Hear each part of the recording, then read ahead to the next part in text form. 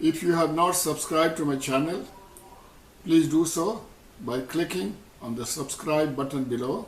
Hello friends, in this video I will discuss the S-400 air defense system developed by Russia. This system, coupled with other weapons such as their hypersonic missiles announced recently, proves that Russia poses a serious challenge to the US military might. Defense is the most important factor in ensuring the survival of a country. In World War II, in 1941, when Hitler invaded the Soviet Union, he reasoned that the German technological superiority, coupled with its blitzkrieg technique, would overwhelm the Soviet Union, who would capitulate in a few months. But Stalin had paid great emphasis on industrialization and in manufacturing large quantity of armaments. The Soviet T-34 tanks were more than a match for the advanced German tanks. Ultimately, the huge reserves of the Soviet army, coupled with a large number of its tanks and aircrafts, defeated the Nazi forces and sent Hitler packing to hell. The Indian government, after independence from Britain in 1947, paid scant attention to its army. They were busy preaching the slogan of, quote, "the whole world is one family," unquote. So in 1962, when China attacked India, the Chinese quickly and soundly defeated India. Due to this humiliation, Indian Prime Minister Nehru died shortly thereafter. Coming back to the S-400, this system is a massive upgrade to the S-300, which was the Soviet Union's answer to the American Patriot missile batteries introduced during the Cold War. S-400 is already deployed in Russia since 2007. In 2017, the S-400 was described by the Economist as, quote, "one of the best air defense systems currently made," unquote. According to Siemon Wezeman, senior researcher of SIPRI, the S-400, quote, "is among the most advanced air defense systems available," unquote. This is the reason why Turkey, Saudi Arabia, China, and India, and Qatar have acquired or are planning to acquire the S-400 air defense system. The S-400 has several components: a missile launcher that can fire up to 4 missiles simultaneously, and separate radars operating on different frequencies that network together for more accuracy. Note that the S-400 is a real game changer. The reason is the multiple intercept missiles the S-400 can fire. The S-400 supports 4 different missiles: the very long range 40N66E series with a range of 400 kilometers, the long range 48N6 with a range of 250 kilometers, the 9M96E2 with a range of 120 kilometers, and the short range 9M96E with a range of 40 kilometers. By comparison, the US Patriot system supports only one interceptor missile with a range of 96 kilometers. But there is more. The 9M96E2 is one of the jewels of the S-400 system. It flies at Mach 15, that is 15 times the speed of sound, that is around 18,500 kilometers per hour. It can engage targets as low as 5 meters off the ground. It is designed to knock out penetrating aircraft and missiles flying so-called off the deck or just above ground and neutralize cruise missiles. The S-400 also has capability against ballistic missiles, a feature that surely attracted Saudi Arabia's interest. How good it is against the ballistic missiles? No one knows for sure. The Saudi decision to buy the S-400 is probably linked to Egypt's earlier purchase of the S-300 VM and its desire to get the S-400. Saudi Arabia and other Gulf states probably paid for Egypt's weapons. Almost every government that announced that it was planning to buy the system was threatened with some kind of diplomatic retaliation from the US and NATO. The reason for this blowback is not only because the S-400 is technologically advanced, but also because it poses a potential risk for NATO. The Russian breakthrough makes sense in technological terms. The US does not have a true competitor to the S-400 system, and understandably, the US is not anxious to see such systems proliferate. The S-400 is among the most advanced air defense systems available, on par with the best the West has to offer. Its radars and other sensors, as well as its missiles, cover an extensive area.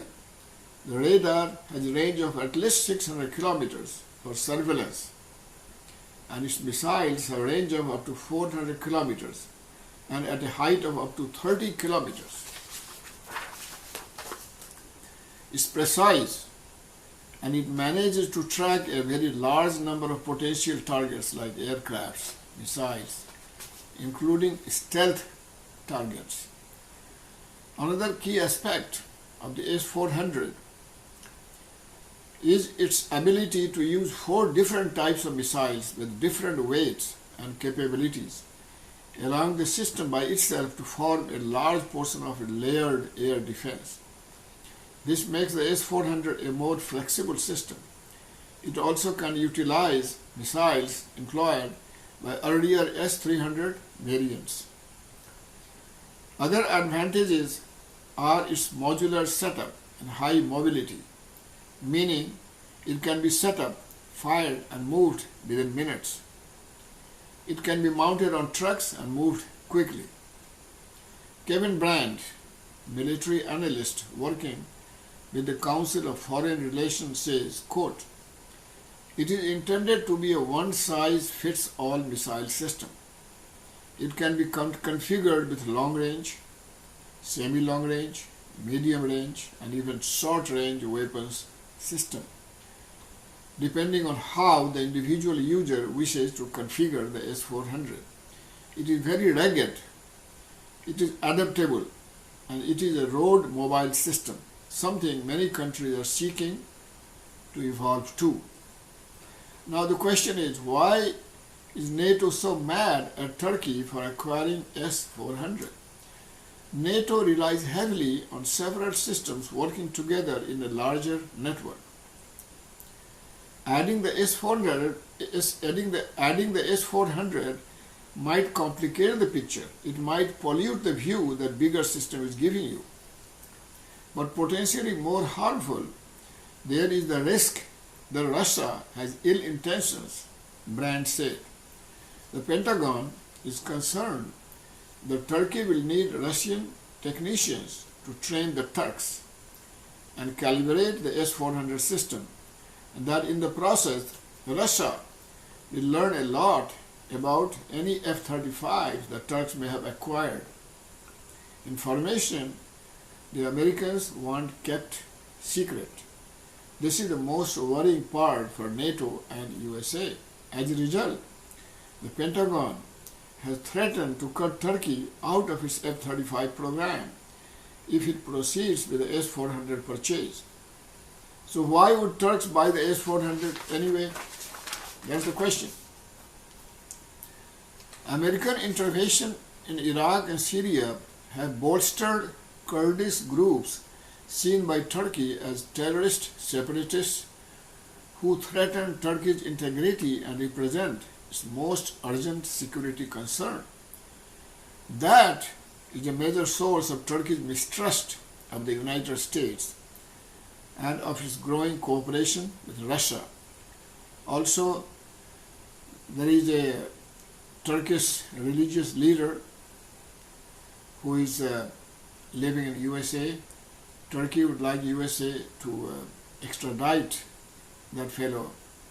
I think his name is Galan, back to Turkey, but the United States is not willing to do that. That may be another reason.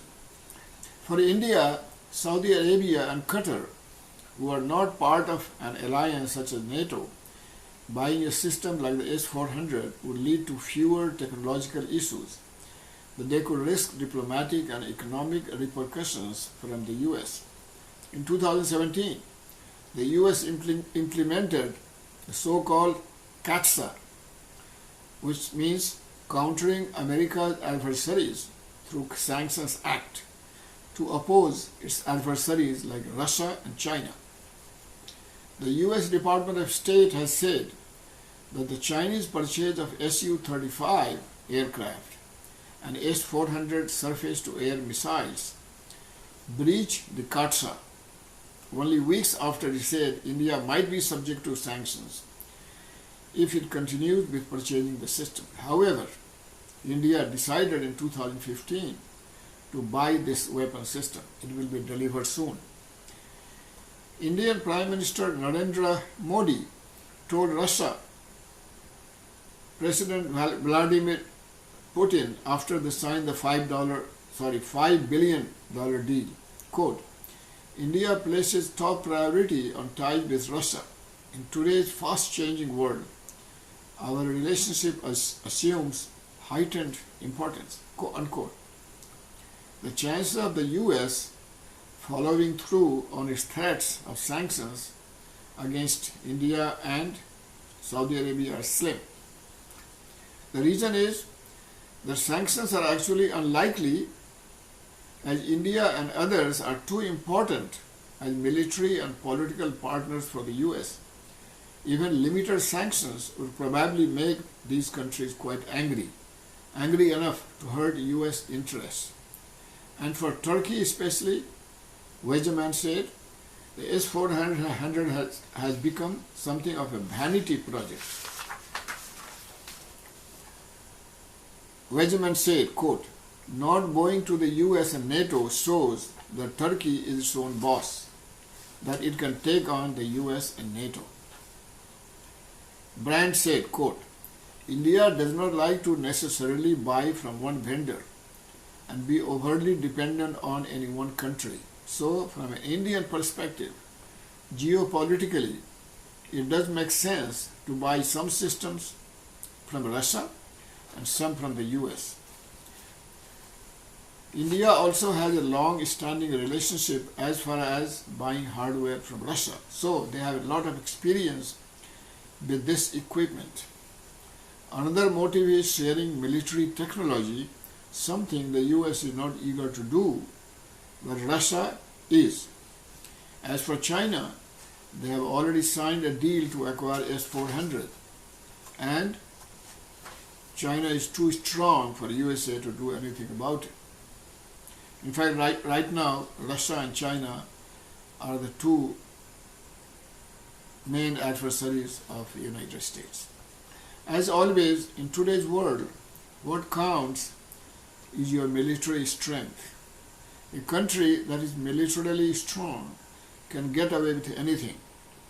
Look at North Korea, a tiny country, a dictatorship, armed with nuclear weapons, has unnerved the United States, and President Trump had to meet the North Korean leader many times to persuade it to give up its atomic weapons. But the North Koreans refused to budge. They are afraid that once they give up their nuclear weapons, their fate may be like that of Libya or Iraq. This fear may be irrational, and it is quite possible that North Korea may become the Singapore or South Korea, but only God knows the future for sure. Thank you very much. If you have not subscribed to my channel, please do so by clicking on the subscribe button below. You can also click on the share button and share this video with your friends on WhatsApp, Facebook, Twitter, or via email.